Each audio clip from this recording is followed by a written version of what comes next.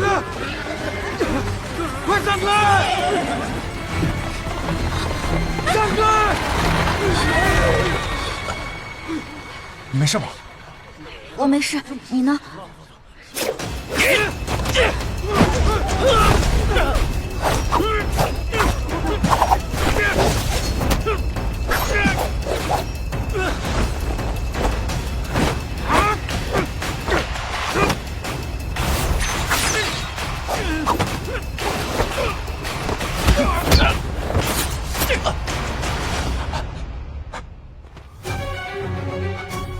把他给我抓起来！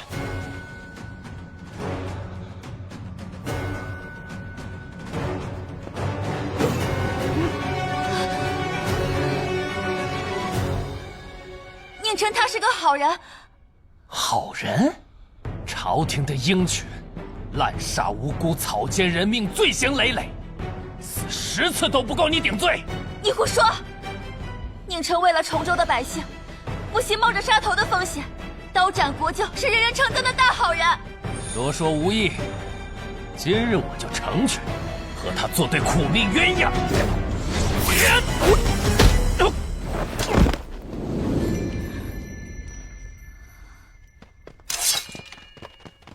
撤！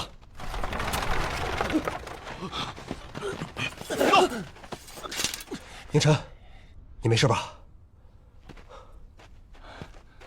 没事。把他带回监察司，好好审问。是。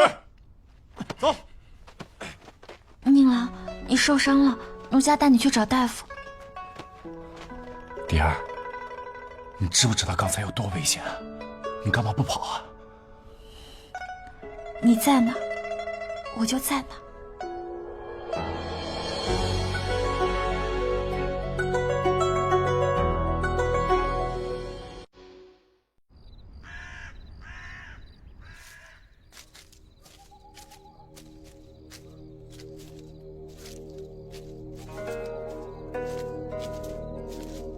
怎么就你们2人？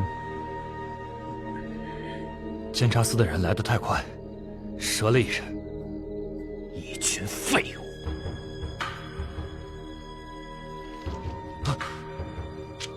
带上钱，滚出京都！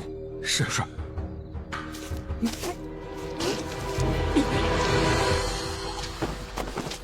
动手！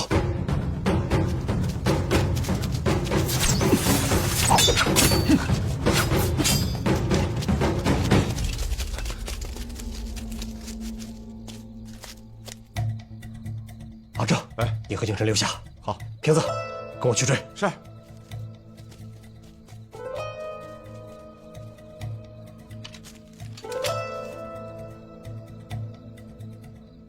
这个手法，难道是独狼君？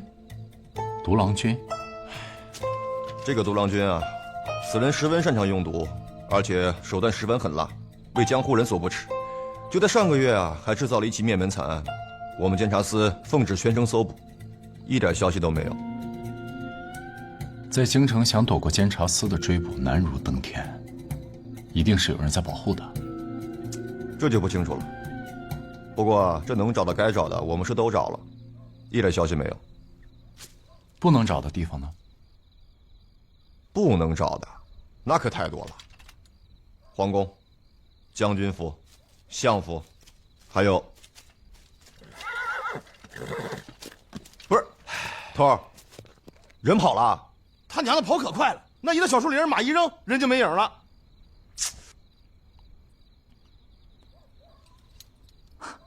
我有个主意。宁子，你这办法确定可行？老马识途，不会错的。不是，头儿，咱查嘛。这是左相府啊。查。独狼君逃到了相府，万一伤害到左相怎么办？咱们那是在保护左相。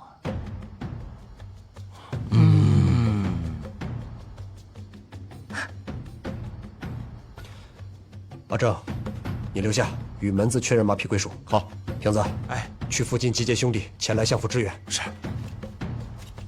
陈子，你与我进府，咱们去探听虚实。哎，切记，不要与左相发生正面冲突。知道啦。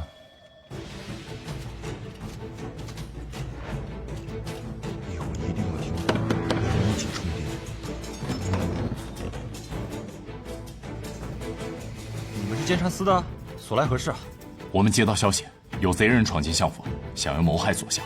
事不宜迟，我们先进相府布阵，大部队马上就到。这什么证？左相安危重要。不可以进！你不能这样！这位兄弟，这不能进！你看这马，为了如此精壮俊美，这草料也当非同一般吧？那当然了，这可是我们相府上好的精料啊，好精料，好马。一个野种，竟然这么难杀！小人知罪，求相爷再给小人一次机会。要不是上面催得紧，我也不会出此下策。不得不说，这小子的命是真的硬啊！你回来的时候没留下什么破绽吧？相爷放心。相爷，监察司的人来了。监察司？这怎么可能？说是相府闯入了贼人。小人知错。废物！老老实实在这待着。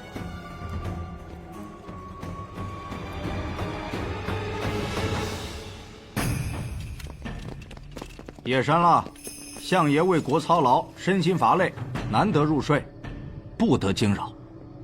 你算干啥的？闪开！相爷，相爷，监察司尹乙，好大的威风啊！相爷，我们接到密报，有贼人潜入相府，意图谋害相爷。看来监察司的消息也不是很准确嘛。本相这不是好好的吗？再说了，相府从来都是守备森严，能有什么事儿？多谢潘金衣记挂，各位，请回吧。你还，相爷身体最重要。如若相爷出现差池，我等不好向陛下交代。本相说没事儿，就是没事儿。当真有事儿，本相自己承担便是，就不劳你们费心了。丁管家，送客。是。二位大人，请吧。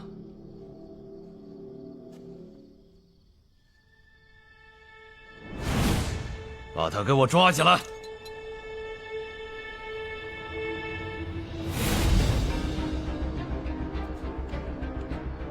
是你，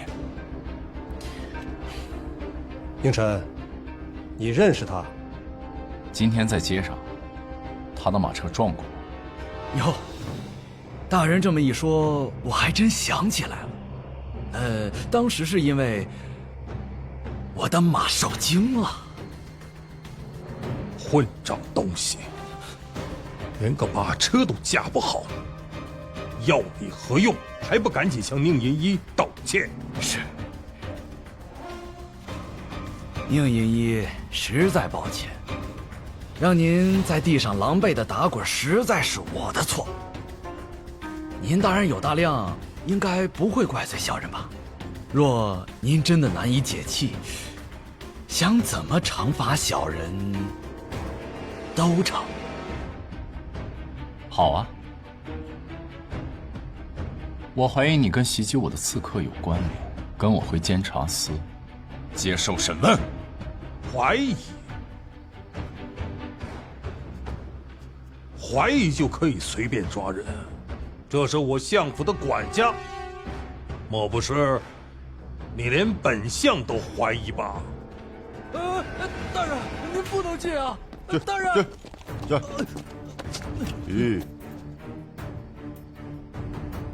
我们追踪贼人的时候，那人弃马而逃，而这匹马老马识途，来到了相府。启禀判第一，经门子确认，这马确实为相府所有。怎么看门的？相爷，我也看不住啊，相爷。连个畜生都看不住，随随便便就能进到相府大院？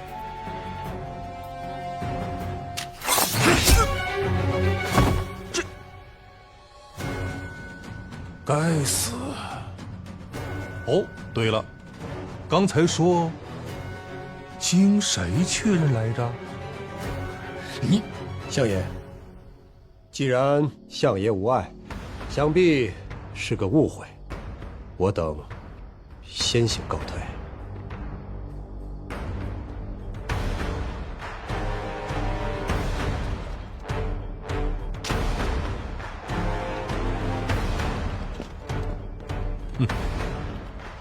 相爷，您的马。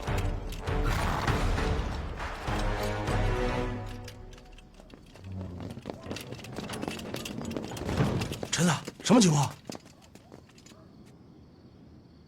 就剩这架势，这独郎君铁定就在左相府里面。这个头儿，不行，咱请老耿给陛下请一道旨，彻查左相府。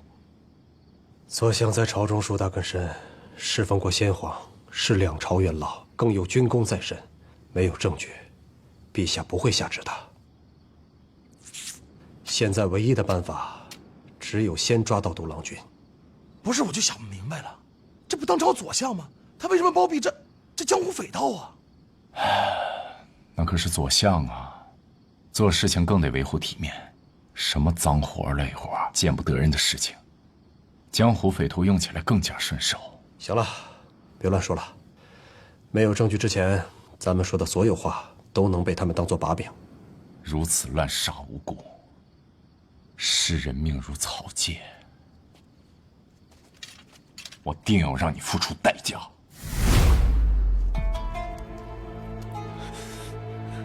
你怎么能这么不小心？事出紧急，请相爷恕罪。好了，下不为例，滚吧。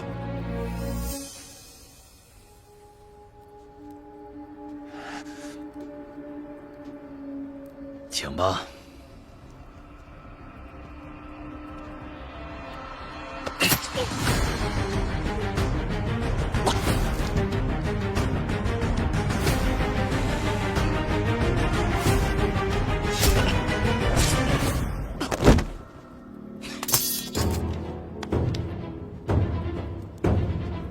属下知道该怎么做。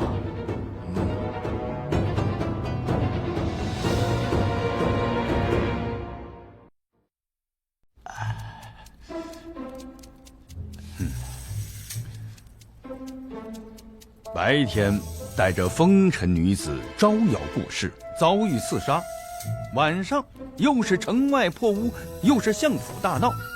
这一天总共就12个时辰，你够用吗？他怎么知道？难道在我身上装定位了？陛下，那左相他……好了，宁晨，你身为监察司尹一，如此莽撞，成何体统啊？陛下息怒，臣知罪。起来吧。谢陛下。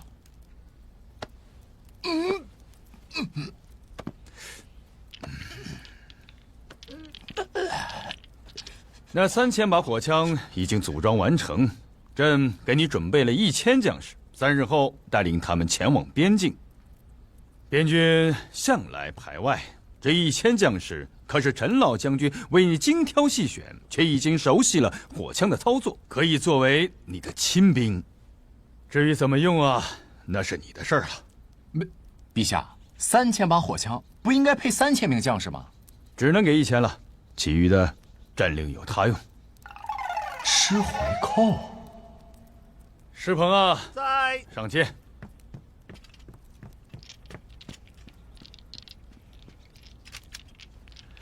朕赐你一剑，剑到御剑，如朕亲临，千万别让朕和老将军失望啊！陛下真贱呐！你说什么？我的意思是说，原来是把御剑啊，臣还是第一次见到御剑。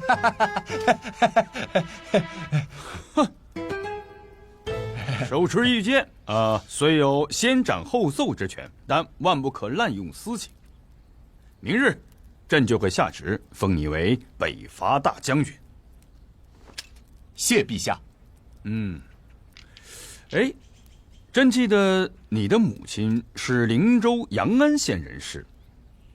昨日，朕接到奏报，那里匪患严重，县衙兵力不足，你要去边境，顺流而下，刚好路过灵州。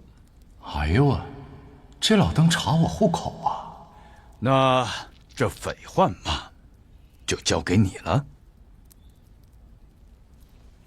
臣领旨。滚吧！等等，你会不会折纸鸢啊？啊？这个父皇也真是的，我会做纸鸢啊，为什么要宁臣来帮我做？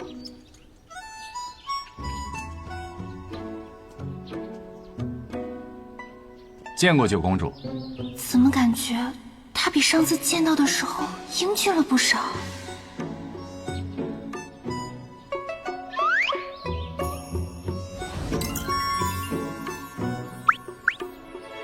公主，公主，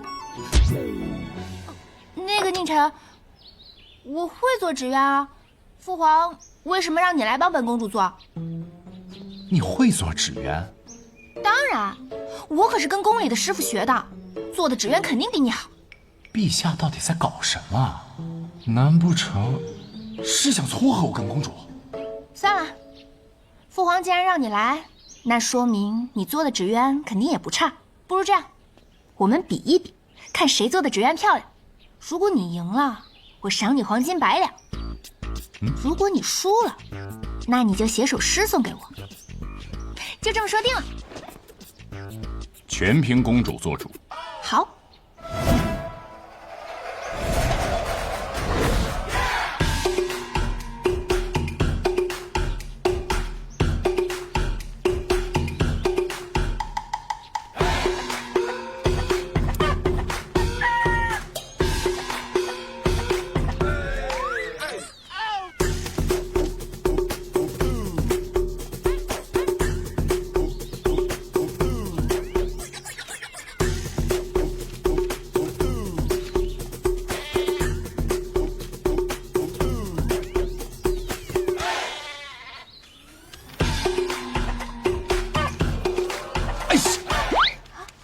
你输了，宁晨，愿赌服输，写首诗送给我吧。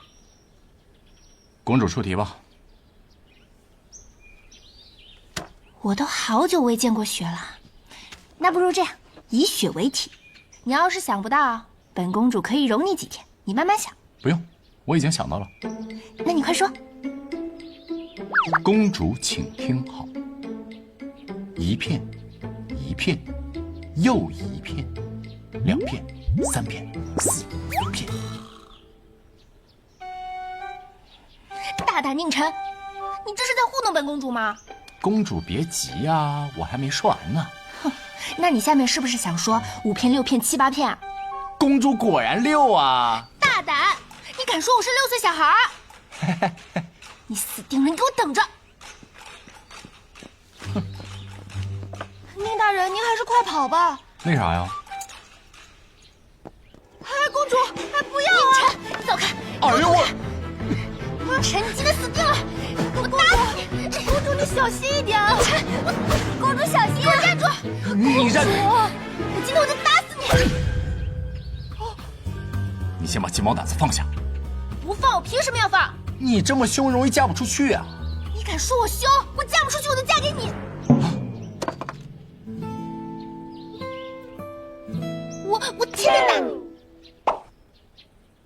杀人不过头点地，你要嫁给我，你也太狠毒了吧！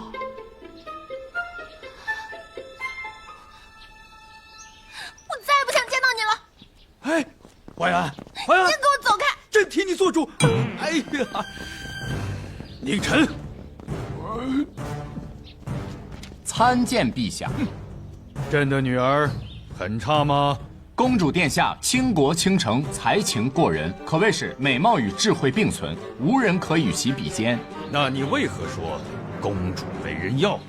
我那是跟公主开玩笑呢，绝非真心，是吧，公主啊？不好笑！啊，公主要嫁给你，你还委屈了是吧？不委屈，只不过臣算个什么东西啊？臣文不才，武不就，岂敢高攀公主啊？那不是耽误公主了吗？不是傻子谁娶公主啊？又不能纳妾，玉蝶可怎么办？哼，朕的女儿就那么遭你嫌弃吗？啊，不许贬低自己！没有啊，闭嘴！大胆佞臣，侮辱九公主，冒犯皇室，拖下去，30大板，去！陛下，陛下，臣过几天就要出征了，我在这挨了板子，受了伤，那不是耽误行程了吗？无妨，朕都替你算好了，你后日才出征乘船，顺流而下，到达灵州，大概需要5天时间，加上今明2日，总共7天，到地方伤也就好了。去吧。陛下，陛下，你可别闹啊！我这……你们等一下，你们都给我放开！父皇，刚才我是跟宁晨闹着玩的，他没有羞辱我，父皇您就别打他了。他来帮我做纸鸢，还挨顿打，多委屈啊，父皇。这公主虽然性子刁蛮了一些，但这心地还是很善良的。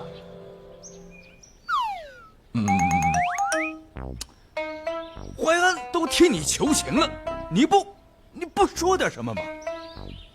公主殿下真是人美心善，人见人爱，花见花开。油嘴滑舌，我看你就应该挨板子。哼，这小子明明长了一张好嘴，怎么就不开窍了？行了，既然淮安都替你求情了，朕暂且饶了你。但是，你若再惹淮安生气，那你就得给朕把他哄开心了。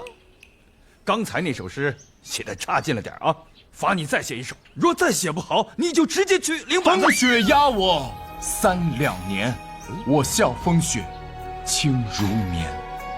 人到京城花似锦，偏我来时不逢春。以物喻人，他在诉说心中的苦闷。听太子哥哥说过，宁晨以前在宁家过得很苦。诗不错，就是意境重了些。那我算过关了吗？过了。你呢，有点小才华。我的淮安喜好诗词，又和你年龄相仿，那朕就许你出征归来后，可随时进宫探望淮安。这不是为难我胖虎吗？闲的没事去处理政务呀，别乱点鸳鸯谱行吗？哎呀，朕的肚子怎么开始叫了？我也饿了。啊？朕的午膳到了吗？到了，陛下。那咱们3个就一块吃个饭啊！陛下，监察司还有好多事儿，臣就不……你是扫兴星吗？就是。你滚！滚！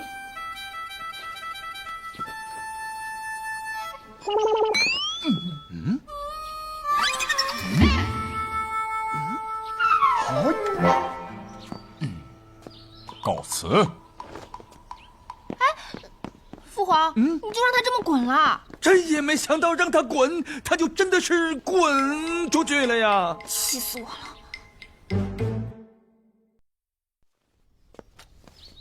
嘿，四公子，你可算是回来了。哎，着急忙慌的，府里死人了？哎，四公子，这玩笑可不能开呀！今天是祭祖的日子，老爷说了，等四公子回来，让你赶紧去祠堂。知道了。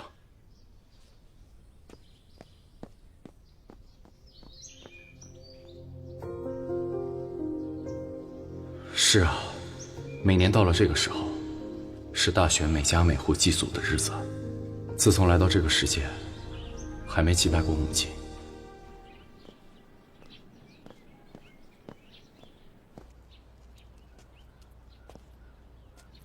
你还知道回来啊？祭祖的日子，你去哪儿了？陛下找我，你问陛下去啊。大呼小叫什么？哎，你凌晨，你这什么态度？祖辈灵位前，怎可如此无礼？就是一点规矩都没有。你不会以为真做了监察司的银一就可以忤逆长辈了吧？就是，哎，我说你这脾气可真得好好改改了。就你这态度，让别人说是乡下来的野孩子，没有教养，到时候丢的那可是我们宁家的人。好了，你们不要再说他了。他从小到大没人教，没有教养是正常的，以后慢慢教他便是了。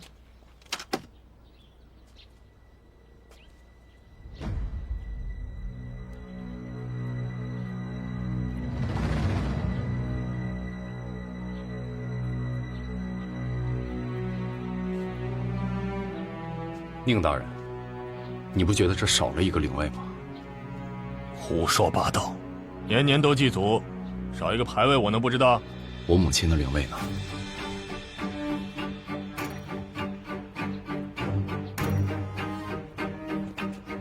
宁晨，你胡说八道什么呢？这里是宁家的祠堂，你母亲还没成婚便生下了你，她有什么资格进祠堂？只有宁家主母才能进祠堂。你母亲那是不要脸，给父亲脸上抹黑。要不是父亲可怜你，连你都没资格进这宁家的门，你还给你母亲立牌位，配吗你？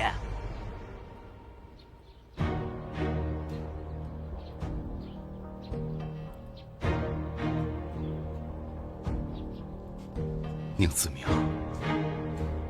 我母亲她爱了你一辈子，她等了你一辈子，你就这么坦然地听你的儿子羞辱她？我原本以为你是个畜生，可没想到你连畜生都不如。混账东西！你竟敢辱骂自己的父亲！祭祖的日子你去哪儿啊？很快你们就知道了。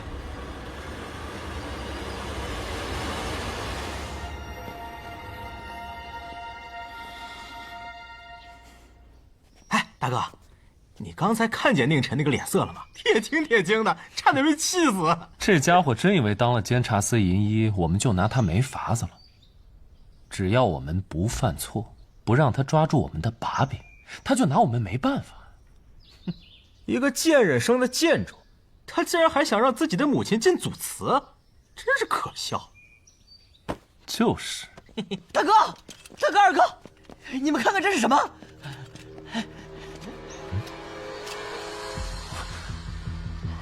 我去啊，这是黄金造的吧？哎，大哥，好像是宁晨那小子落下的。对，肯定是那家伙贪污受贿得来的。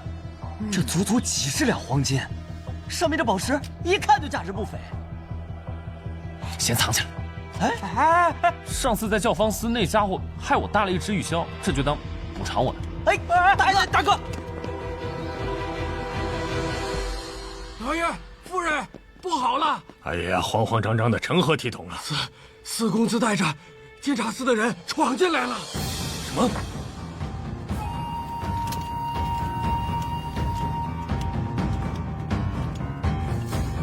宁大人，监察司办案，闲杂人等待在原地别动，反抗者就地格杀。从现在起，宁府上下只许进，不许出。你这逆子到底想干什么？潘大人，我跟你讲啊，我乃礼部尚书，你无故带人闯入我府，意欲何为啊？我去陛下面前告一状，你吃不了兜着走的。宁大人，今日进宫，陛下赐我玉剑。刚刚在走祠的时候还在，可是现在玉剑没了。你说私盗玉剑，该当何罪了？御剑呢？说话呀！不止。来人，把所有人带回监察司。是。潘大人，宁大人，有什么话，还是回监察司说吧，请。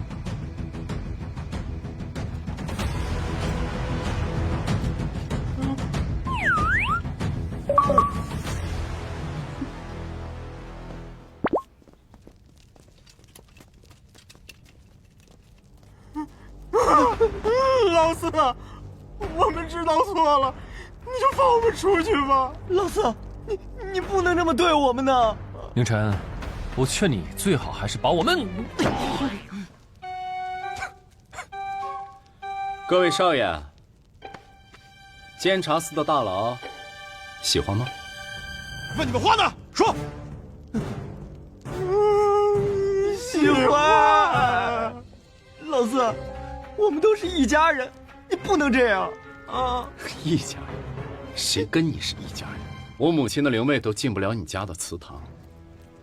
如果不是宁自明怕背上骂名，我甚至都进不了你们宁府的大门。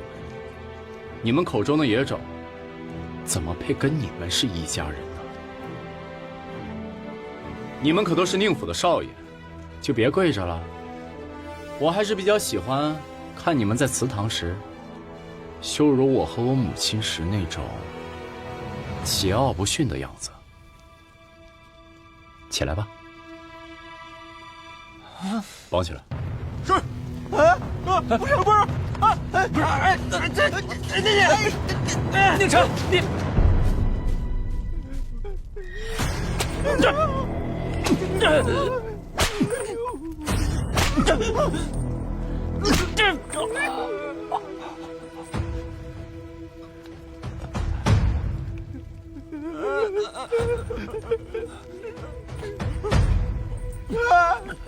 四哥，我求求你了，你饶过我吧！我发誓，我再也不欺负你了。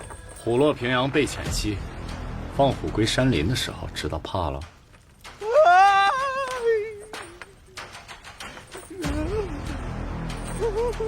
四哥，不，四大哥，我还是那句话，本是同根生，相煎何太？不急，谁会不急了？四哥，咱们那可是兄弟，血浓于水，本就应该齐心协力。按照年纪来说，你才是我们的大哥，内府的长公子啊！是，你是大哥，你才是大哥啊！现在知道叫大哥了。大哥，大哥，大哥，大哥。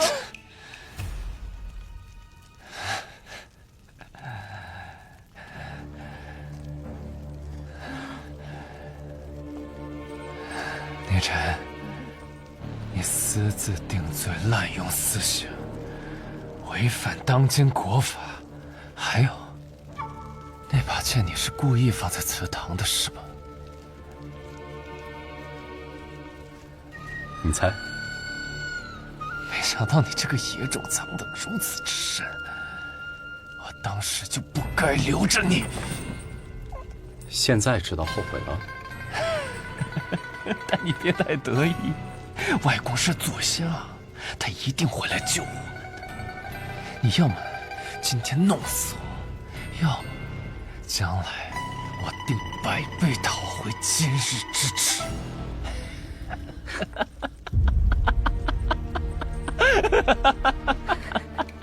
我这个人特别喜欢成全别人。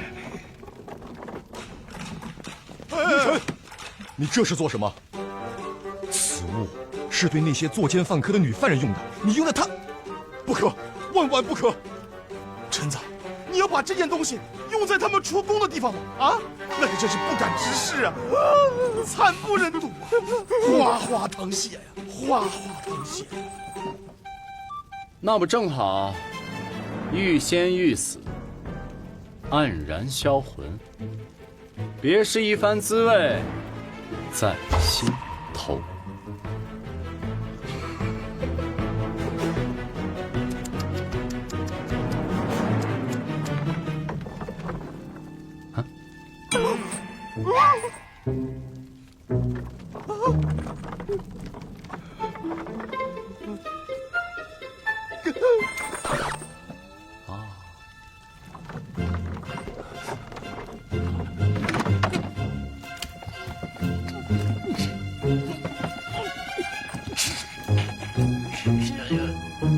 看啥呢？帮忙啊！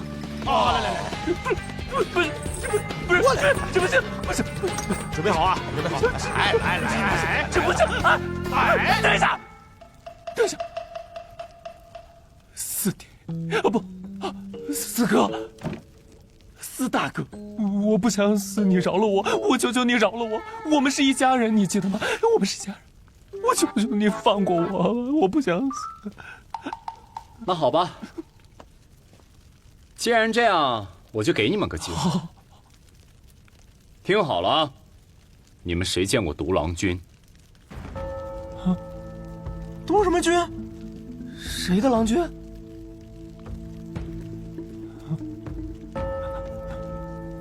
你见过对吗？而且在左相府。我不知道你在说什么。二大哥，你快说呀！宁干呐，宁干，你死扛着有什么意义啊？啊！独狼君是现在朝廷要的重要犯人，你想要帮左相顶罪，没有人保护得了你。但是如果你今天说实话，我保证安安全全的把你送回家。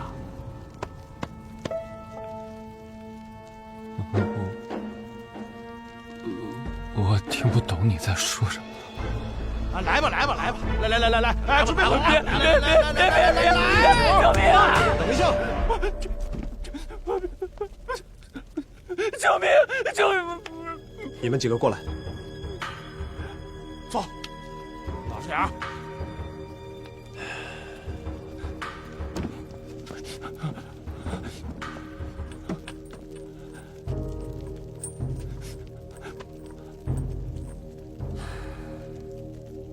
别搞了啊，把人放了。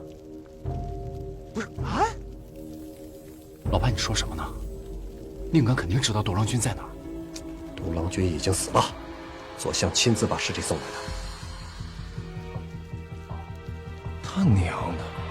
如此一来，他还洗脱嫌疑了。他抓了江湖匪盗，还有功了呢。好一招反客为主啊！兄弟们，要想扳倒一棵参天大树，没那么简单，必须要手有利器，断其枝叶，砍其根茎。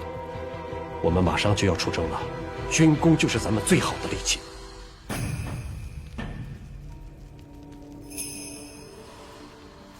你们俩别愣着了，把人放了。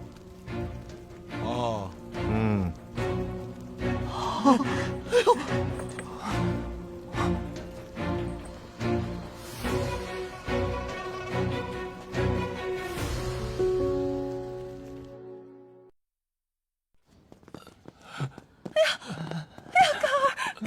哎呀，你伤得这么重，他们怎么肯下如此毒手？宁晨他私设公堂，对我严刑拷打，滥用私刑，你要为我做主啊，娘！爹，外公，你可要为我们做主啊！对啊，外公，带下去医伤，快去，去吧，快去！宁莹莹，当真是好威风啊！连自家的亲人都下得了这般毒手。左相大人言重了，同父异母，算不上亲人。再说了，时君俸禄，深受皇恩，就得做出表率，不能徇私枉法。倒是你，断尾求生，好计谋啊！我听不懂你在说什么。左相大人，人在做，天在看，咱们走着瞧。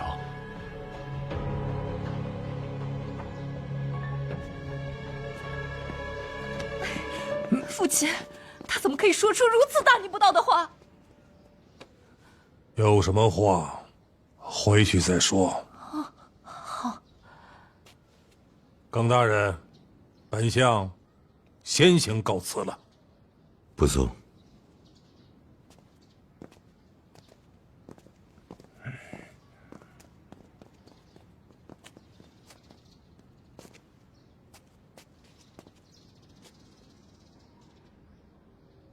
此后，宁晨与左相之间的争斗就要拉到明面上了。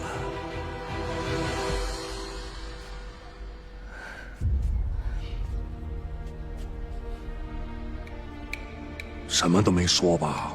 父亲放心，一个字都没有透露。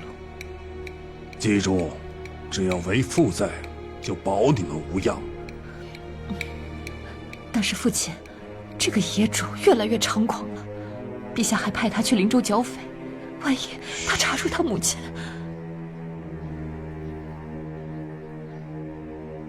我自有安排。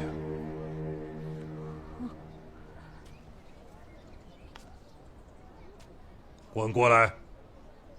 哎，岳父大人，连自己的妻儿都护不住，真是个废物。岳父大人息怒。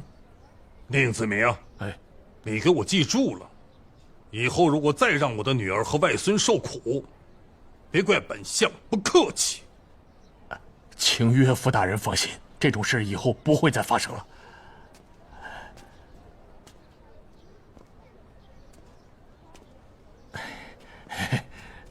夫人，宁晨不日就要出征，前线有你的人，不管用何种方法，绝不能让他活着回到京都。放心。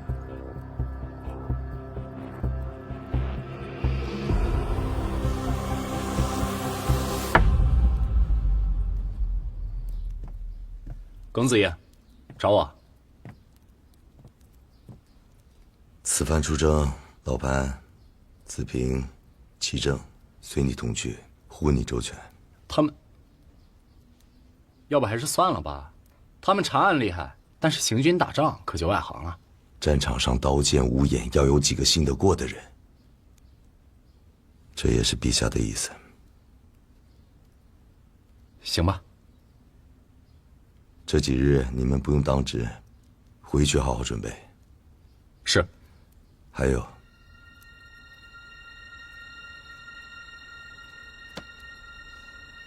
监察司的人必须给我活着回来。明白。滚蛋！哎，大爷来了，下次再来找我呀，里边请。宁公子，快走啊！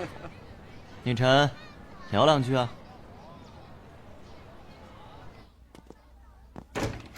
请。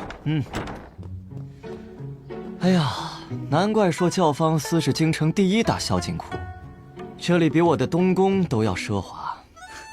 拿青楼跟东宫比，真有你的。宁郎，你来啦。蝶儿，这位就是雨蝶姑娘吧？奴家见过公子。哎，不必多礼。坊间传闻教坊司有12房，每一房的姑娘皆是人间绝色。今日得见雨蝶姑娘，才得知这传闻不假。哎，我听说雨蝶姑娘的琵琶乃是京城一绝，不知道我有没有这个荣幸？你没有，有酒喝就不错了，还想让我的女人给你弹琵琶？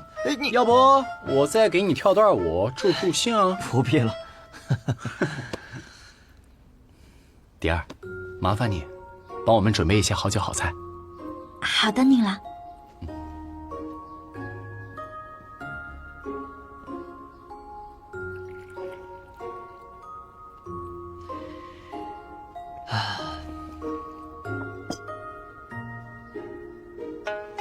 坐。宁晨，眼福不浅呀！啊，这教坊司的12房可不只有雨蝶和南枝，其他的姑娘也个个都是绝色。要不我给你找一个吧？唉，算了，我来教坊司已经很过分了。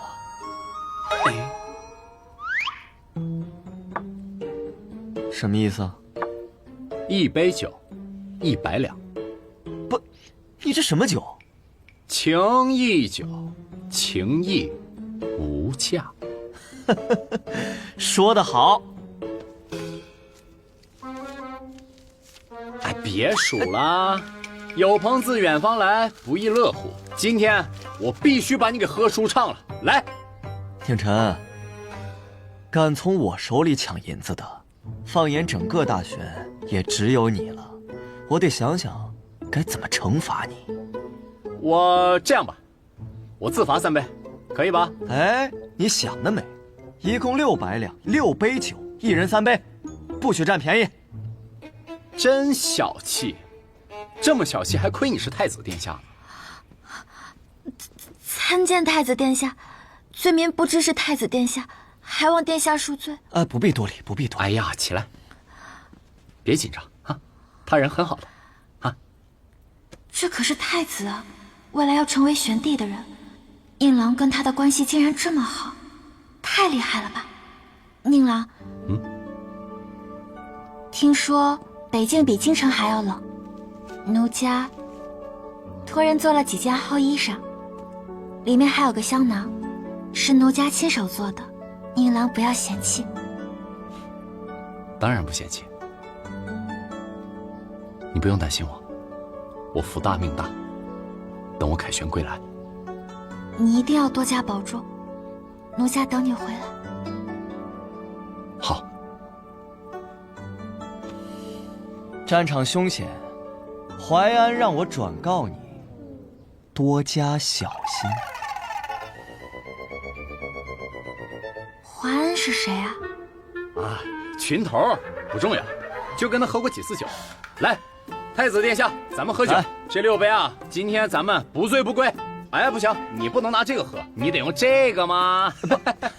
既然你今天已经买了我蝶儿的酒，那咱俩今天就不醉不归。来，干杯！大胆喝啊！臭小子，这身盔甲穿上，还真有老夫当年的样子，英气、刚毅。等你回来，老夫定要给你个惊喜。好。陛下口谕。哎，等等，陛下说了，不用跪了，让你站着听。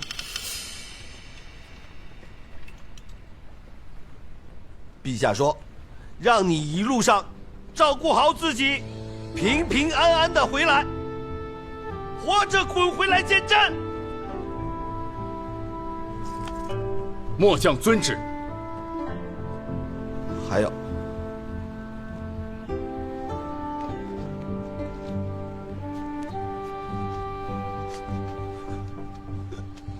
邱家福禄，把钱带着。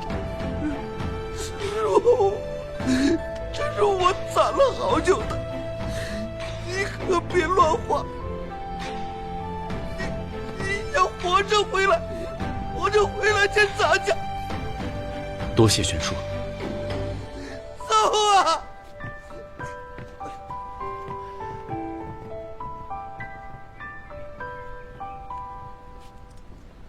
老将军，我不在京城的这段时间里，还想麻烦老将军帮我照顾一下雨蝶和小梅。若是有哪个不长眼的，请老将军帮我记下来，待我回来，一一找他们算账。放心吧，你还是先照顾好你自己。走了。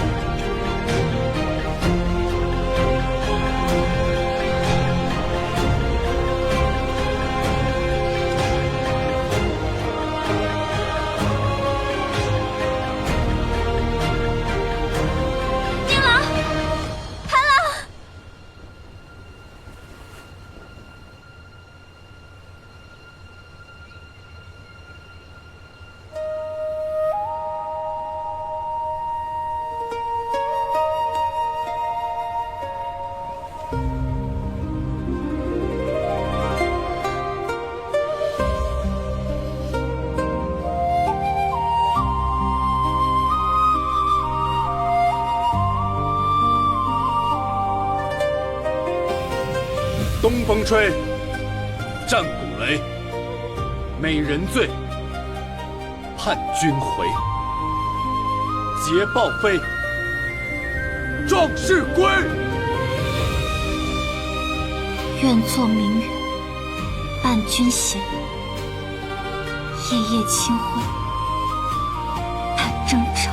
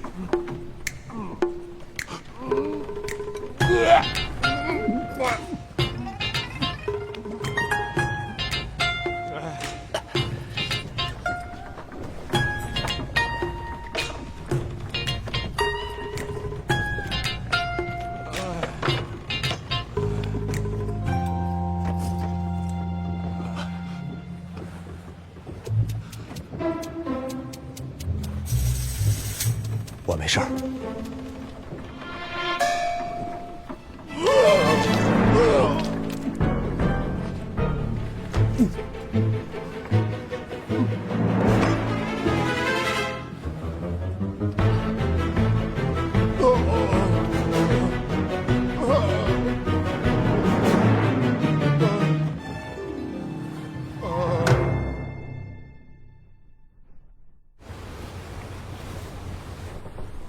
咱们现在在这个浪形湾，从浪形湾再往北上走，大概再过1日左右能到。咱们这么兴师动众的去灵州，可能会打草惊蛇。打草惊蛇，难免的。老高、老冯，咱们下船之后分头行动。我和老潘先下船稳住他们，你们俩按照我制定的新路线，直奔阳安县。老冯，你带一部分人控制崖县，不要惊扰到百姓。好。老高，你暗中封锁道路，不要走漏风声。行。陈子，听你的意思，你是怀疑阳安县县令有问题？只是未雨绸缪，也难保他们拥寇自废。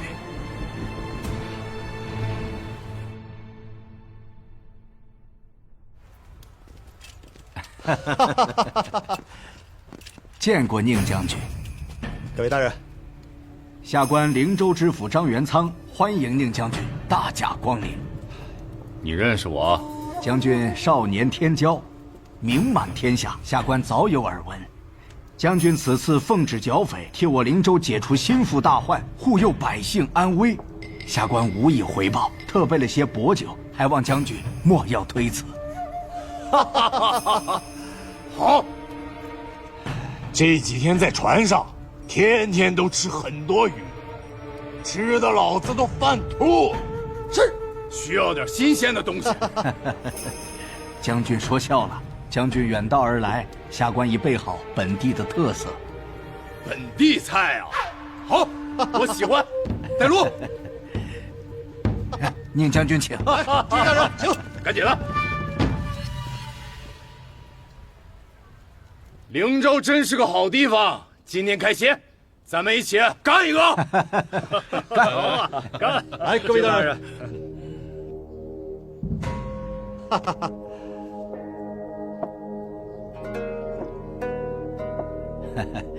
宁将军，这灵州是比不上京都，还望将军多多担待。下官还特意为将军准备了灵州盛产白鲢鱼，还望将军笑纳。他奶奶的，怎么又是鱼？本官都吃了一路的鱼了。张大人，换个菜。将军莫急，尝尝无妨。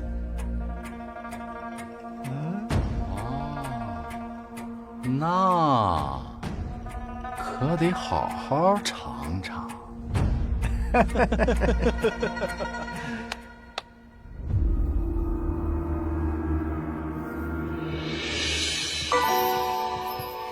见过宁将军。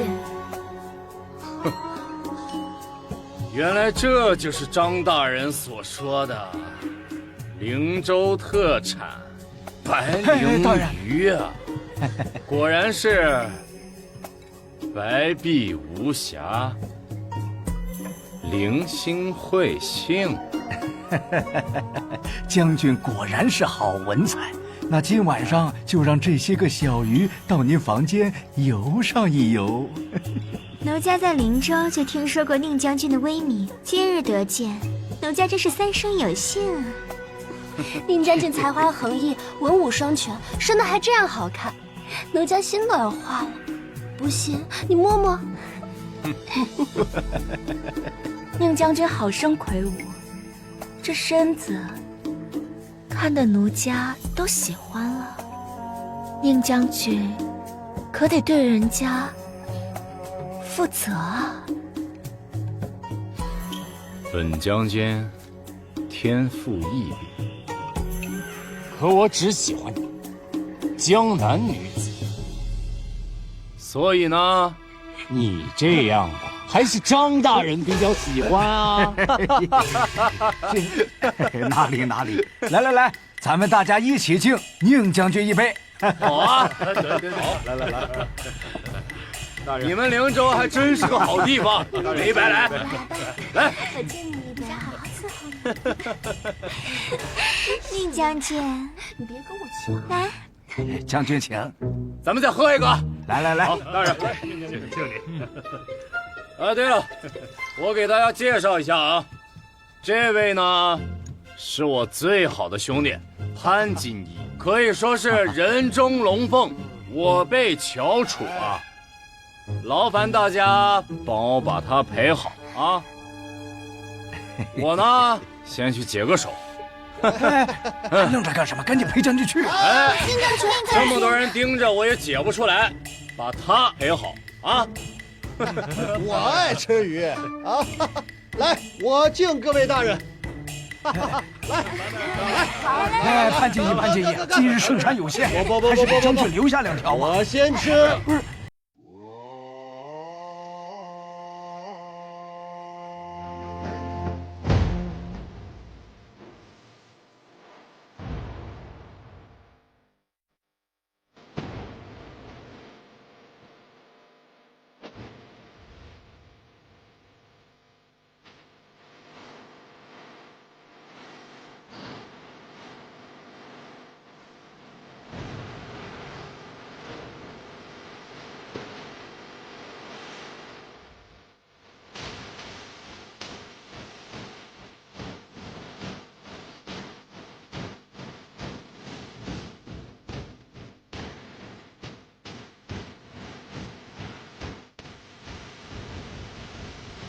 我自向山行，不知路不平，一吹一脚踩出个光明。